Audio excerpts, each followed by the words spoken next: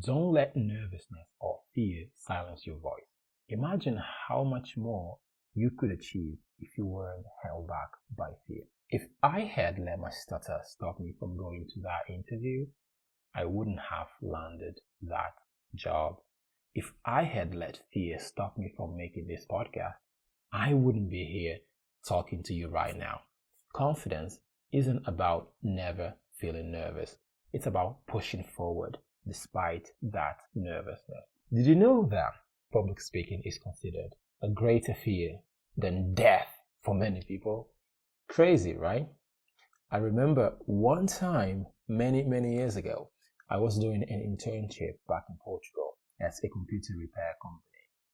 I had to make this phone call to a customer to explain what was wrong with her laptop and, talk about pricing and stuff like that. And just so you know, speaking on the phone is one of the things that most people who stutter dread the most in this life. I'm not kidding. I used to be one of them, not anymore. Anyway, I remember it like it was yesterday. I was so nervous that my heart was pounding and my whole body was sweating. And I kept breaking up like a broken record. I'm not kidding. It was horrible. I tried to speak, but my words were stuck like they were trapped behind a wall. After the call ended, my colleagues walked up to me and they looked shocked. Like, what happened?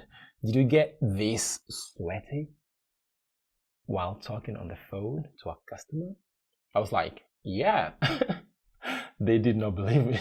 To this day, that conversation, that phone call was probably one of the worst conversations I've had. The amount of sweat was unbelievable. If you've ever felt nervous when talking to people, whether it's a job interview or a meeting or talking on the phone or even just ordering food or a McDonald's, you're not alone.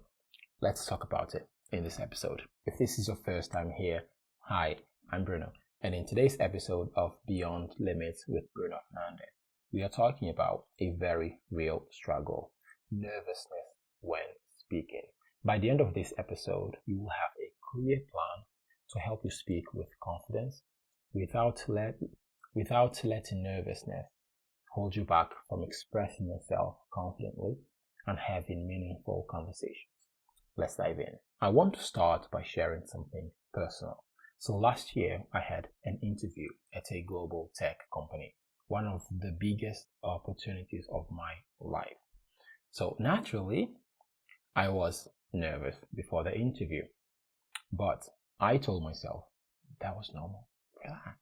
However, once the interview started, my stutter got worse. I was expecting it, but anyway, I was confident in my abilities, but when I tried to explain something in detail, I kept getting stuck. I was trying to smile and remain calm, keep eye contact with the interviewers, but man, I was sweating again. For whatever reason, I tend to sweat a lot in these kind of situations. But here's the thing, the interviewers were incredibly kind. From the start, they made it clear that it wasn't going to be an interrogation, it was going to be a chat. This instantly made me feel more relaxed. And to be honest, they were very casual as well and relaxed. The whole environment, they created a relaxing environment, which was pretty cool. And during the interview, even though my message was not always very clear because I have a stutter that's natural, I could see them nodding, smiling, and I was feeling positive. And after the interview, a few days after actually, I got an email from one of the interviewers saying that they were very impressed with me. And this experience taught me something incredibly valuable. When you put yourself forward, despite struggling with a disability, anxiety, or anything else, people respect you. All the odds were against me. I speak English as my second language, and I have a stutter, which means I could not communicate as clearly and as fluently as a native speaker as the other candidates who were Brits. However, my stutter and my English skills did not stop them from seeing my strong personality, my knowledge, and my passion.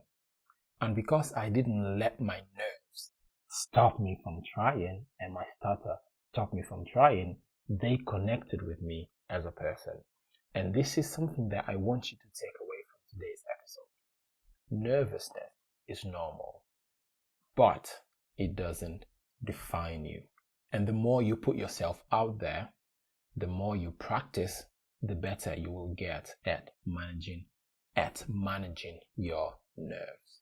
Now, before we get into how to overcome nervousness, let's first talk about why it happens in the first place. And the first reason for that is that our brain thinks that it's in danger. It's not just in your head. When you're about to speak in a high pressure situation, your brain sees it as a threat.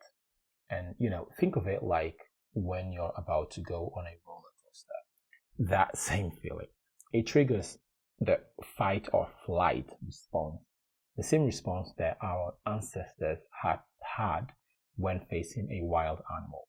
Your body floods with adrenaline. Your heart races and your muscles tense up. You sweat like I did. That's why your voice shakes and your mind goes blank and you stutter more like me. Yes. Now, the second reason is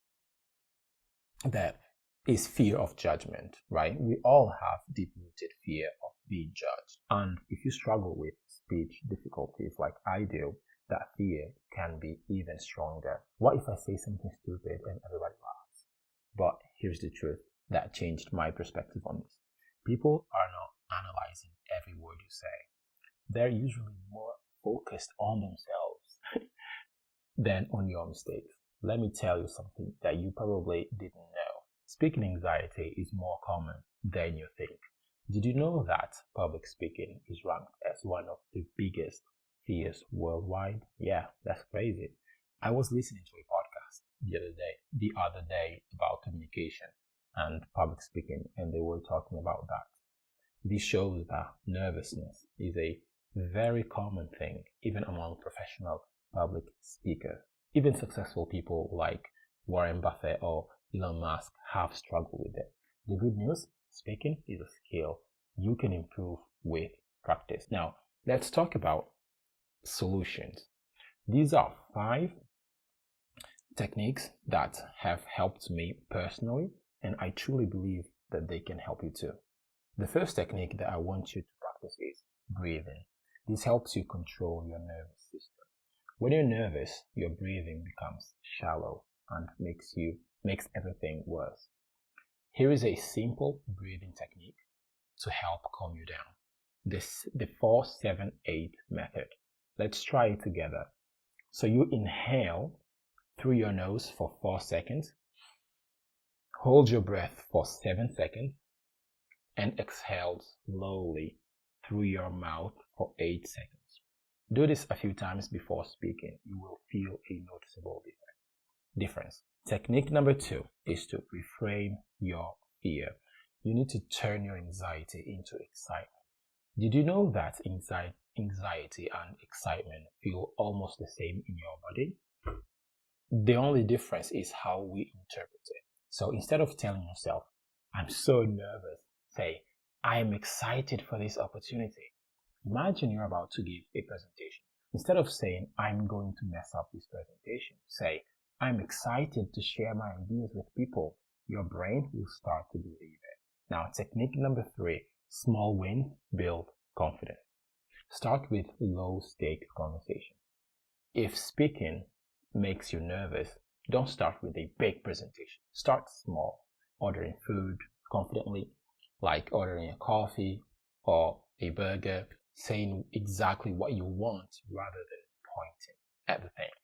Ask strangers for direction. Comment in a group chat. Every small win builds confidence.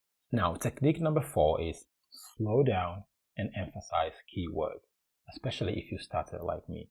Now, one technique that has helped me is slowing down and emphasizing important words. If you struggle with stuttering or anxiety, pausing before keywords and speaking at a steady pace can make a huge difference. I must admit that sometimes slowing down does not help at all. If you have a stutter, for example, oftentimes I get stuck. I slow down, but I still stutter. But it's all about you being patient with yourself. Okay? Now, technique number 5 is practice and practice and practice. Exposure reduces fear. The more you expose yourself to speaking situations, the easier it gets. Think of it like working out. The first few times are tough, but over time you build endurance. I want you to listen carefully to what I'm about to say. This is very powerful. Now, confidence is acquired, developed. No one is born with confidence. Confidence comes from doing. Those people who radiate confidence, who have conquered worry, anxiety, and nervousness, who are at ease everywhere and every time, have acquired their confidence. Every bit of it. If they were able to do it, I can do it too, and so can you. When I landed my first job as a developer last year, I was concerned about the daily meetings that we have to attend. But now that I have been doing it for a long time, I'm used to it, and I'm used to getting stuck. It's not a big deal. I no longer see my stutter as a stumbling block. I see it as a stepping stone, as a unique quality that I can use to reach people all over the world who feel they can't achieve their desired objectives because of a disability. I never thought I would be able to start a YouTube channel, and I did. I never thought I would be able to start a podcast, but when I posted my last video, I decided to turn it into a podcast. Now, here I am filming another episode right now. I never thought I would be able to learn to code and work as a developer. And here I am. I was able to learn to code and work as a developer. We are capable of so much more than we think we are. You have to make a decision and take action. Okay, let's get real for a minute. There are some things that people say about confidence that are just plain wrong.